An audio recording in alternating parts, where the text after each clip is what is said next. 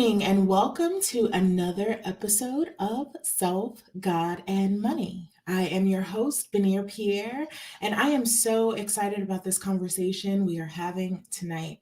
If you're new to the channel, welcome. Please be sure to subscribe, hit that post notification, and tell a friend that we are live. If you're joining us on the live broadcast, be sure to comment below. Tell us where you are watching from. So, tonight we are having a long overdue conversation about why law of attraction is bull. And I know for many of you who have been watching me for a while, it probably is going to seem a little strange because you know that I am the manifestation queen. And I'm always talking about the power of manifestation and the power that we have to create our realities. But sometimes manifestation is an incomplete conversation. And I realize that I do my audience a disservice by not addressing the abuses that happen in our community and with those who really have taken manifestation and turned it into a cesspool of toxic positivity, spiritual bypass, and other things that we do to really shame people who are not manifesting the things that they desire. So today we are going to just have a conversation about some of the things that I've seen happening and kind of debunk some of the myths that I see going around about manifestation. If you're new to manifestation, I always say this, and it still bears repeating, and it's true to this day. Manifestation is simply bringing your thoughts, your energy, and your actions into fruition. Manifestation is the fruit of your thoughts, your beliefs, and actions. I also believe that manifestation is simple. Manifestation really is just setting clear and focused intention, having unwavering faith, and taking aligned action. So, that said, why is it toxic? The first reason that I believe this conversation is necessary is, again, I see that there are a lot of abuses that happen within the community and in the discussion of manifestation. And so before we can even get into that crystal clear intention, that unwavering faith, there are some things that have to be addressed that often are not addressed. And I was speaking with my fiance earlier today about, how, God, my life has changed so much since I learned to harness my power of creation. But there were some steps that I needed to take and some healing that needed to take place before I could actually be in a place of unwavering faith, before I could be in a place of crystal clear intention. So the first reason that I believe that this conversation is necessary, and one thing that I see happening very often in the spiritual community, is toxic positivity. And it seems like those words don't even belong in the same conversation, right? Positivity should be a great thing. We always preach love and light, and everything should always be high vibe. But the problem that happens is that law of attraction and manifestation often bypasses real emotions. And the issue with that bypass, and part of that, is that there is this demonization of certain emotions, and certain emotions are considered bad or negative emotions. And so, if you have ever heard that, I'm here to tell you today there is no such thing as a negative emotion. Our emotions exist for a reason. Our emotions are messengers. Now, do I believe that some emotions are uncomfortable? Absolutely. Do I believe that some emotions are undesired in the moment because they don't feel good? Absolutely.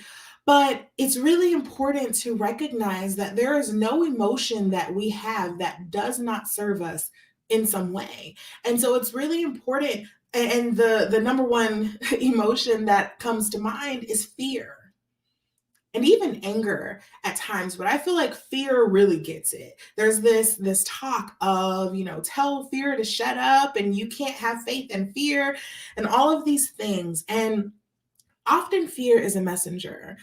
often fear is your gut speaking. And one thing that I see happen very often is this idea that you have to shut the fear out and that you can't listen to the fear, that somehow the fear is sabotage. And the problem with that is it's used by the same people who try to guilt you into decisions. I recently have been watching a series on HBO about Nextiva, and one of the number one things that was discussed was, this idea that fear is a limitation. And anytime someone spoke up against what didn't feel right, fear was the thing that kept them moving. And I'm sure that you've done the same thing to yourself. I know I absolutely have. When I first started my coaching business and came online, I wanted to bypass everything. I had been coaching for about 5-6 years at that point, and I felt like, I've been doing this long enough. I should be able to have some ease with the creation of this. What do you mean I have to market my business and get in front of people? I'm going to find the easiest ways to make this happen. And so there were many opportunities presented to me. And how many of you know that all that glitters is not gold? And our intuition is here for a reason. There were many opportunities presented to me. And when I first launched, I thought they all were amazing. There were so many things that were available that literally were scams. And, I spent some time paying back that money that I lost. But had I listened to my intuition, instead of being guilted into believing that the fear was what was making me not jump, or that somehow I wasn't ready for what I thought I was ready for. Now, absolutely, there has been some growing, and I needed to get ready and put on my big girl pants. But fear is not inherently a bad thing. And there's this thought that you can't really want what you want and you can't set the intention if you have some fear. I've been saying it a lot recently, and it is so true that ready is not a feeling, it's a decision. And sometimes you have to get ready with the fear. And sometimes you have to sit down with the fear and ask, what is the message here? What am I missing here? And so this idea that you can't manifest if you haven't worked through all of your fear, or that somehow your fear means that you're low vibe, that you're negative, is absolute bull. And I'm sick of seeing people using that to manipulate others in this industry.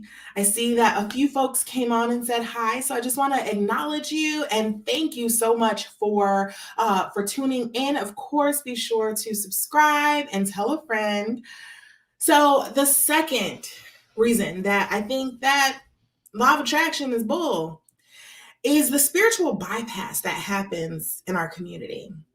So in this community, and a lot of you are building your networks on social media, and so you probably have a timeline that is filled with folks who are saying the same message, that when you believe when you believe in manifestation, when you believe in law of attraction, when you are awakened and enlightened to your ultimate power of creation, that you should automatically be healed of everything and you should be able to manifest whatever you desire. Now, again, 1000%, I do believe that we have the power to manifest everything. But again, it's an incomplete conversation, because what is not talked about is the systemic oppression that happens in certain communities. What's not talked about is the abuse and the poverty and the systems that are in place to keep people bound. And so, yes, I absolutely have seen people break free. I watched my mother work her fingers to the bone. When she had me, we were in the projects, and she now has a beautiful home with acres. She's doing her dream job, but I watched her work her fingers to the bone for that. And one reason that we were afforded the opportunities that we were is because of the access that we had. And that didn't make it easy. It certainly did not make it easy. But I know that we had access and privilege that others may not have had.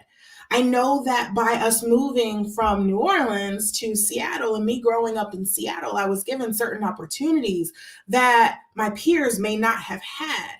I know that by having the opportunity to go to college at the incredible Howard University, that I was given opportunities that others did not have. And so to have this discussion that somehow you can simply think yourself out of those situations is not only irresponsible, but it's damaging and abusive. I saw something, I think it was Kiki Palmer. Don't quote me. She posted something saying, what if EBT cards only allowed you to purchase healthy foods? And while on one hand, that looks like it would be a great thing, again, there is this thought that those who are in these systems of oppression and poverty don't want to eat healthily, right? There's this thought that those who desire the opportunities or those who desire to do better, there's this thought that they must be comfortable where they are. And it's such an incomplete conversation. And again, I'm sick of it. I see so many coaches who come on here and they ignore the privilege that they have been given. Now, do I think that it's wrong to have privilege? Absolutely not. I think it's very unfair because we don't all start at the same starting line. But what I know is that not starting at the same starting line absolutely has helped me develop my calves. So is having privilege an unfair thing? No, it's not. But to deny your privilege and act like those who started far behind you should be where you are simply because they can think themselves rich, again, it's very abusive. And the truth of the matter is, I love what Giovanna just said. People can't speak on what they don't know. And so this idea that you are where you are simply because of your thoughts, simply because of your beliefs, simply because of your actions, it's irresponsible. Now, do I believe that you can change your situation wherever you are? Absolutely. But I know that there often has to be a pattern disrupt. You can't heal what you don't reveal. And so it's really vital that you allow yourself to heal and don't get bogged down with these messages that somehow you should be further along than you are. What I know to be true is that where you are right in this exact moment, no matter how uncomfortable it is, no matter how painful it is, I know that it is perfect for the person that you are becoming. I know that everything that you desire to create is available to you. But I also recognize that sometimes there has to be an intervention. I'm grateful for all of the teachers, for all of the spiritual leaders, for all of the mentors who have come into my life and shown me a different way.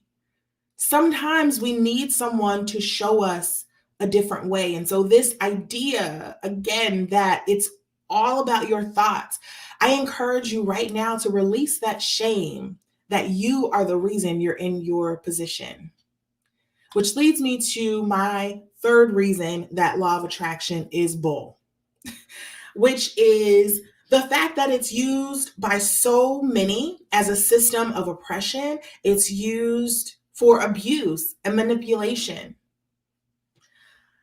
Manifest destiny was the concept. I believe it was developed in 1845 or something like that, that essentially says that the USA was destined to be, and that those who settled here, it was their God-given right to come into the US of A, pillage, rape, steal, and kill from the Native Americans and take over North America. That was their God-given right. They manifested this. This was their destiny. And I look at the Native American people who are still healing and rebuilding. I look at the African American people who were brought over here on slave ships and are still rebuilding, and the communities that are still rebuilding. And so, this conversation that somehow they created this fate and that all they have to do is think themselves free. Well, we just saw with this last election that certainly that is not enough. That's an incomplete conversation. And so I say all of this not to say, stop believing in your power of creation. Again, as I started, and I will say until the day that I die, manifestation is real. Creation is real. Your ability to create as a limitless creator is real. Sometimes you have to heal first.